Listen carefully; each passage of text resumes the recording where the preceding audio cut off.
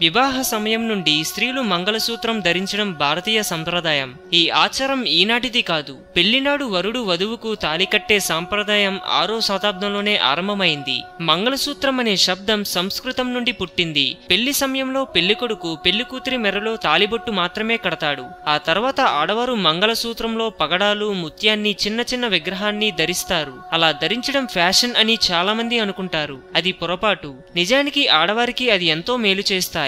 మంగళసూత్రాలు స్త్రీల పసుపు కుంకుమలతో పాటుగా ఆమె ఆరోగ్యాన్ని కూడా కాపాడుతుంది. పగడం సూర్యునికి, కుజునికి, ముత్యం చంద్రునికి ప్రతీకలు. ఆ రెండు సూర్యచంద్ర తేజాలను తమలో నిక్షిప్తం చేసుకుని ఉంటాయి. స్త్రీ శరీరానికి కావలసిన ఉత్తేజాన్ని పగడం అందిస్తుంది. నాడీ మండలాన్ని చురుగ్గా ఉంచడానికి తోడ్పడుతుంది.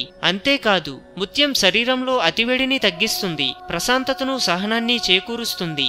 హిందూయిజం గురించి మరెన్నో గొప్ప గొప్ప విషయాలను తెలుసుకోవడం కోసం మా ఛానల్ని సబ్స్క్రైబ్ చేయండి. ఈ వీడియో మీకు నచ్చినట్లయితే లైక్ చేయండి, షేర్ చేయండి.